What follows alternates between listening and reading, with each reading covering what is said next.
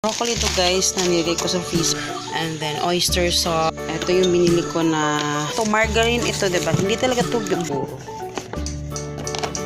Cheese at saka egg. Don't be normal, be weird.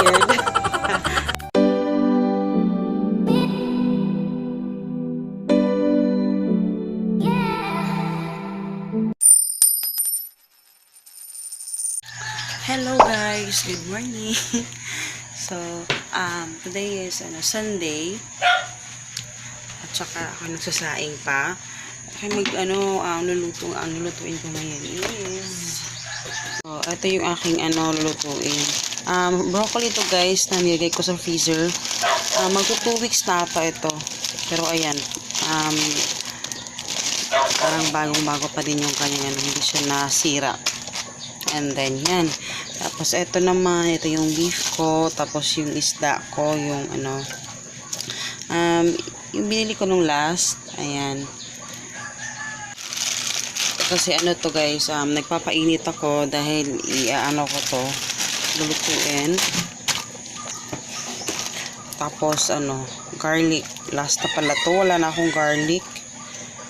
Kaya ayan.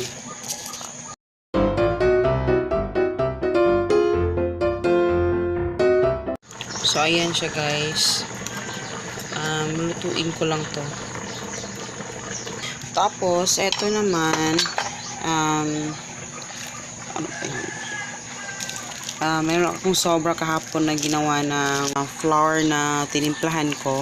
So, eto yung lutuin ko. Ilang piraso lang naman to. Sobra kasi to kahapon. Ayan. Tapos na ako sa guys. Yung beef naman yung aking lulutuin.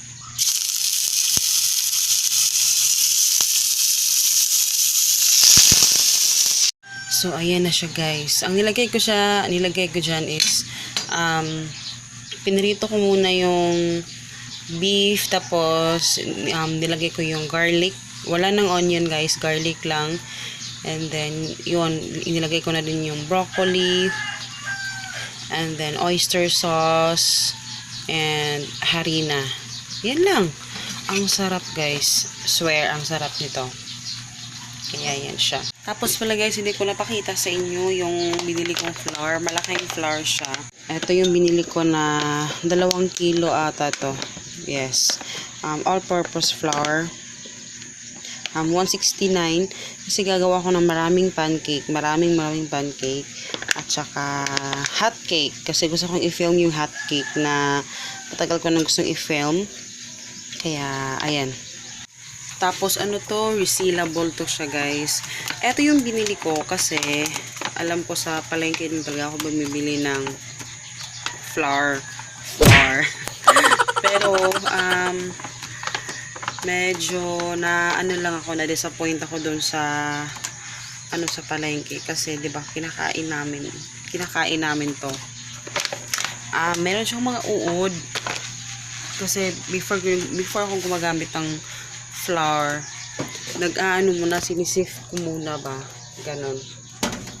Kaya sobrang importante na talagang salain mo siya dahil maraming uod guys, at hindi na mamatay yung mga uod basta ha. Kaya tayo, ingat din tayo. So syempre dahil si Hagrid talaga kumakain ng pancake, so talagang sinigaro, kasi mura lang din naman siya. Kaya sinabi ko kay Papa, yan na lang yung bilhin natin. Kaya yun yung binili ko. Ay. Nagmukuhan talaga ng muta. Pero ayun, ang dami kong And ayun tutupiin ko yun ng ibang mga. Tsaka naglilinis ako ng ibabaw ng refrigerator. Inayos ko muna dito. Ayan, yung mga coffee at saka yung cereal. Tapos yun, naglilinis lang ako. Kaya eto na, ko lang siya sa flour. Ako lang yung nagtimpla dito guys ha. Tsaka all purpose lang to. Ayan. 3 piraso lang ata ito eh. Hello, happy lunch. Happy lunch. Magluluto ako ng ngayon. Hot cake, pancake Bakit ang pangit ang anggulo dito? Parang ang ano ko, haggard. Haggard. Ayan. Kasi eto ha, yung in-advise. Pina-off ko na yung music, guys, kasi kaninang umaga pa sila nagpapasang. Pa-music sila, parang yung ano, baka makapiright ako. Tsaka yung mga music pa naman nila, yun talagang, yung mga bago, yung mga talagang makakapiright talaga. So, kaya hindi ako makakapag-vlog ng, bongga. Eto, inano ko lang siya, guys, Finreeze, kasi diba ilang days akong busy. Wow, busy. Oo nga, ilang days akong busy, guys, kaya hindi ko nagamit agad kasi supposedly para to sa saging at saka sa ano. Kaso hindi ako nakabili ng saging kasi sobrang busy nga. Tapos may mga kain kami sa labas kaya hindi masyadong na ano. So sinalbar ko ang kanyang buhay at siya ay Finreeze ko. Pero okay pa to. So ito yung gagamitin ko sa pancake. Yun. Ito yung ating flour na gagamitin. So ayan. Hindi pa ako nakagawa ng ano kasi yung pancake mix kasi masyadong busy talaga, guys. Tapos yun mamaya nakapag na pala ako, tapos na ako upload ng video. Upload ng video. Tapos na ako mag-edit. Ready na mamaya. Yan, i-upload ko na. Tapos busy ko ng refrigerator. Tapos eto ha, pagkita ko sa inyo, guys, yung egg. Meron natin papa kagabi eh. Ano na kasi siya, expire na siya. Expire. Yeah, kasi yung egg, may expiration date siya sa mall. Ito siya, guys. Cage-free brown egg, small to medium, rich in flavor, free from antibiotics. Pero alam nyo ba, teka lang. Ayan, brown eggs to. And then, yun. Upo muna ako kasi pinapa-defrost ko pa yung milk. Pero alam nyo ba, yung kasi nag-research ako, etong cage-free, kasi bago tong product ng Magnolia ata. So, parang hindi siya nag-click kasi syempre hindi alam ng mga tao. Pero cage-free daw. Yung cage-free at saka yung, anong tawag dito? Yung chicken na talagang vegetarian, iba rin pala yun. May mga term yun eh. Cage-free, tapos mayroong, ang tawag dun eh. Yung mga probio, ayun. Pero ito, free from antibiotics, na hindi naman daw. Ayan, free from antibiotics. Para sure ka, dun ka na lang sa mga mga hindi, walang, ang tawag dun, probiotics, yung mga, basta yung mga ganun, mag-research siya lang kayo, guys. Pero, ayan. So, ito yung gagamitin ko, since, baka masira na siya, pero okay pa daw to. Ang ano lang kasi daw talaga is, anong tawag dito? Okay pa daw to, guys. Standard lang ba na kailangan silang sundin. Kaya shoutout ko pala si Shane. Shane ba yun? Parang Shane. Kasi alam nyo bang nilista ni Papa to? I-erase ko na ata. Shane, yung nilista talaga ni Papa. Thank you sa pag-approach pala kay Papa. Alam nyo bang parang natuwa si Papa na nakilala mo ba talaga siya na naka-uniform. At talagang isinulat niya sa board yung pangalan kasi daw baka makalimutan yung i-shout out. So yung pangalan ng husband mo, kasi kasama mo rin yung husband mo, nakalimutan niya itanong kung ano yung pangalan ng husband mo. Pero yun, hi Shane, basta parang Shane talaga yung pangalan mo. Pero tatanong ko ulit kay Papa mamaya kasi talagang nilista niya yun. Sobrang thank you sa pag-approach sa asawa ko. Hi sa'yo. So yun. So, mag-start na tayo luto. Nasa na yung butter. Grabe yung aking refrigerator. Tingnan nyo naman, sabog. Wala pang laman. Tubig lang yung laman, guys. So, yun yung itsura pag medyo malapit na yung ating grocery day. So, yun. Yung nangyayari. Wala nang laman. Eto lang, guys. Medyo mag-iiba na yung texture niyan pag na-defrost na. Kasi may parang na siya na tubig. Pero okay lang naman. So ayan, ito yung ating boto. butter. Alam nyo, itong mga ganito, talagang ano ko kasi eto margarine ito, 'di ba? Hindi talaga to butter. Kasi pag sinabi mong butter daw, made from milk. Pero pag sinabi mong margarine, made from anong tawag doon? Parang ano ng hayop? Ano ba 'yun? Hindi ko alam, basta nabasa ko lang din. Alam niyo, lately nagbabasa nagbabasa na talaga eh. Pero yun, parang talagang yung butter is yung pure na cheese. I mean, pure na milk talaga yung talagang ginagawa. Siguro yung mga sobrang mahal na ano, no? Yun talaga yung butter. Eto, margarine lang talaga to. Kasi, diba, yan nakalagay naman sa kanya talaga, premium margarine. Pero parang nagpagkakamalan ata siyang, sige, ipaglagay na lang natin na butter siya ng mga Pinoy. Parang ganon, diba? Pero, yan. Pero masarap pa rin naman yan. Yan, bongga na yan. So, yon. So, sisimulan ko na guys yung ating trabaho. Bakit nag-iiba yung kanyang ano, no? Teka lang, ha? Iba yung kanyang chorba bells. Pero, ayan. Eto, hindi na kailangan i-sift. Kasi nagsisift naman ako pag every time na gumagamit ako ng flour. Pero ito, hindi na daw kailangan i-sift. Bali yun, hindi na kailangan salain. Ayan. So, ang gagawin ko, alam niyo ba, hindi talaga to pang flour na cup. Pang water talaga to yung mga liquid. Pero, yung aking pang 1 cup na measuring cup is na ano siya, nasira na. So, gagawa ako ng mga ano, 2 cup. Tatluhin ko na lang.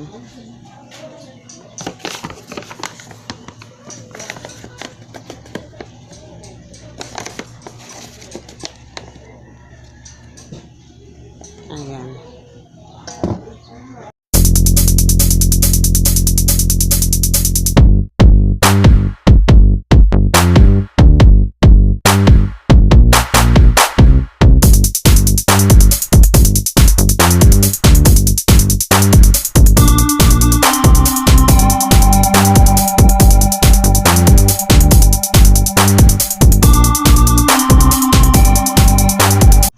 So, ito na yung ating mixture, guys. Ready na siya. Madami siya, no? Yan yung aking lagayan, no? Ang dami. Tapos, yung ating butter. So, let's do this. So, ito na yung ating gawa, guys. Nilisin ko pa lang to. So, ito lang yung nagawa natin. Welcome. Ay, Lord, tabang. Yung nagawa. Tapos, anak ko na pala to. 5 na nun sa kamila. Ang zong. Napaka-fluffy niya. Kain tayo guys, at saka si Hagrid gising na. Tikman natin. Ito siya guys, lagay ko siya sa Tupperware. Ilalagay ko na sa refrigerator. Pero hindi ko na kailangan i-freeze kasi mauubos naman namin to within this week. Kaya hindi naman to masisira. Ayan. Tapos yung aking mga hugasin na lang yung aking aatupagin. Ayan. Tapos yung aking refrigerator. Hindi pa ako nakaalis. Maya-maya na lang siguro kaalis para mag-upload. Yung pa-uwi na si Papa para sabay na kami. Tapos magluluto na ako muna ng hapunan namin bago ako mag-upload para pag-uwi namin diretso na, diba? So yun. Wala talagang kaganapan sa buhay natin ngayon. Yun lang. Actually, nabisi lang din naman ako doon. So, nag-relax muna ako sa Shopee kasi wala naman akong ipopost. Ay, meron pa naman ipopost pala pero sa ano na lang, ibang araw. So, yun. Ay, sabing ano ng aming refrigerator. Hello guys! Hapon na. Ako nagluluto na ng ano. Pangit to. Grabe naman to. Ayan. Nagluluto na ako ng aming hapunan at pangit ang ano dito. Ang tsaka ko. Diyos ko lang. Tingnan nyo yung egg. Hindi ko makita yun sa camera. Pero ano siya, orange yung kanyang yolk. Pero yung normal lang na egg, yung white, ano lang siya, parang pale na yellow. Ito to parang papunta na sa pagka-orange. Iba yung ano niya, texture. Kaya ito yung aming hapunan ngayon at saka pancake guys. Ingay. Kaya ayan. Hello guys! Hello, naka-upload na pala ako. So kanina tapos na yung mag-upload. Kakarating lang din namin ni Papa. Kasi hinintay namin si Papa doon. Say hi pa! Pagsalina, B! B. Matagal niya hindi nakikita si Papa kasi hindi ako nag-vlog sa gabi. Minsan lang ako nag-vlog sa gabi. Ngayon lang ulit ako nag-vlog sa gabi. So si Papa ay nagdadamit pa. Say hi. Hi. Pangit kay ang kuan eh. Tapos yun ginagawa ko ngayon is yung so ang aming ano ngayon is hindi pancake, bread na lang. Kasi kung sa ganyan ma-expire pag 20, di ba no? 21. Ha? 24. 24 pala ito mag-expire. So, tapos, ito yung niluto ko na egg kanina. And then, ang aking cheese. Cheesy. Ayan.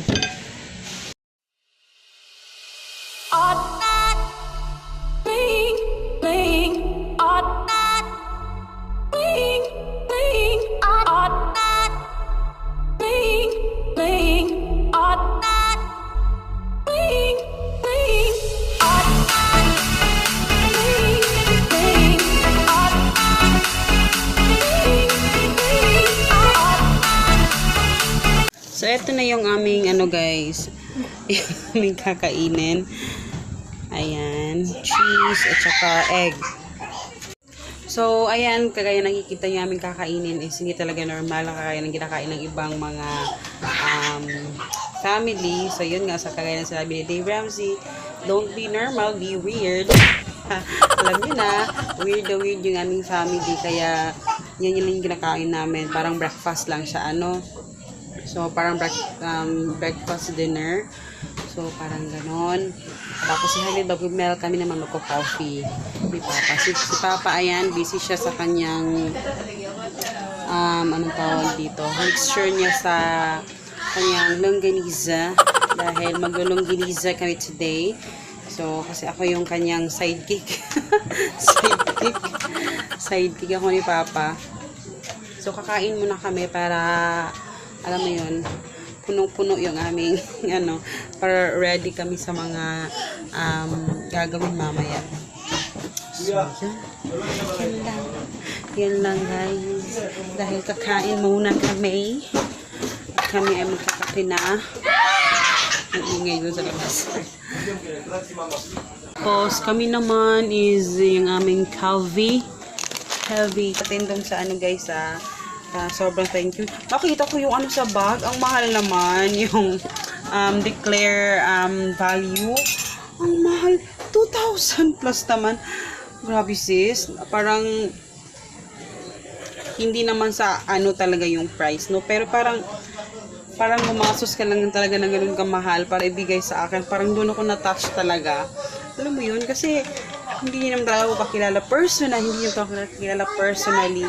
At saka parang lang ang tawag dito. Parang bago ko pala siyang subscriber ata. So talagang na-touch ako talaga. Sobrang na-touch ako dun sa bag. Kasi ang mahal. Sobrang thank you sis. Pati si Papa na gusto yung bag. Kasi nga, magagamit talaga namin yung bag. So, ayun. So, kung gusto nyo mag-send sa akin ng gift, nakalagay yung aking email address sa baba or mag-message lang kayo sa Facebook ko. Welcome sa akin yan, mga gift ninyo. So, thank you so much. So, ayun, kakain muna kami ang kalat na aming bahay. So, ayan guys, tapos na akong maglinis. At saka, yung kalat, inanin ako na. Yung iba, talaga. So, yun. So, mag-good-night rin ako, guys. Good night. And don't forget to follow me sa Facebook, Instagram, Our Family Budget. At saka, huwag kalimutan mag-subscribe kung hindi ka pa nakapag-subscribe. And see you next video, guys. Abush and good night. Hindi daw pa ganyan. Yung proper. Dapat daw pa ganyan. Kalain mo. Pag ganyan daw. Hindi ko alam bakit ayun.